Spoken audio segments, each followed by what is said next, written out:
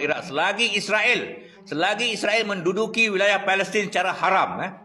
dan ketiganya Iran tak akan membuka Selat Hormuz kepada kapal-kapal Amerika dan Israel selagi dia orang tak boleh kutip beratus bilion untuk cover kos perang yang Amerika mulakan dan kita tahu Iran ni dalam perlembagaan dia satu-satunya negara dalam perlembagaan dia letak kemerdekaan Palestin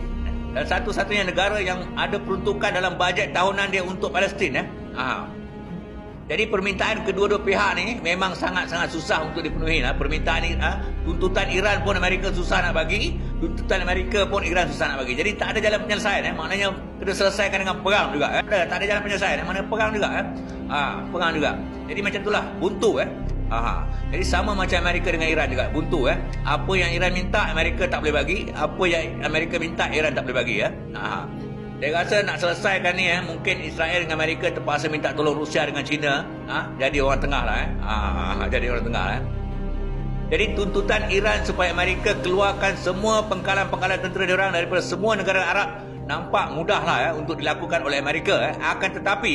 menurut Profesor Jiang ni kesannya kalau Amerika berambus amat besar pada Amerika dan pada Israel dan juga pada negara-negara Arab yang juga kepada Iran sendiri dia kata sebab kalau Amerika berambus daripada negara Arab ni pertamanya kalau Amerika berambus daripada semua negara Arab ni Israel akan betul-betul tersepit walaupun Amerika buka pengkalan tentera di Israel mungkin dia berambus daripada negara Arab dia buka pengkalan tentera Israel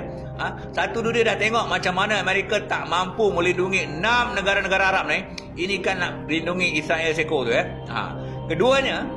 kalau Amerika berambus daripada negara Arab maka majoriti pelaburan-pelaburan Amerika di negara-negara Arab ni yang syarikat-syarikat besar ni juga dan juga di Israel ni akan cepat-cepat keluar lah ini tempat tak selamat dah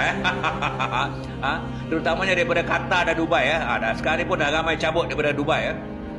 dan ketiganya menurut Profesor Jiang kalau Amerika berambus daripada negara-negara Arab ni semua negara-negara Arab ni maka Iran akan terus muncul sebagai kuasa besar di Asia Barat dan akan terus mengawal Selat Hormuz dan terus kenakan tol kepada semua kapal-kapal yang nak masuk dan keluar ke Selat Parsi beli minyak dan untuk bermacam-macam urusan lagi bukan setakat beli minyak beli baja macam-macam lagi lah itu juga bermakna menurut Profesor Jiang itu juga bermakna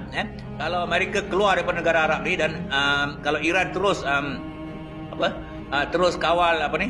kawal Selat Hormuz itu juga bermakna yang Iran ni dia mampu mengawal harga minyak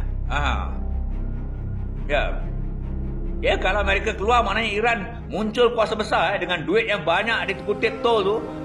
dia boleh buat lagi banyak peluru pandu kuatkan lagi tentera udara dia siapa nak lawan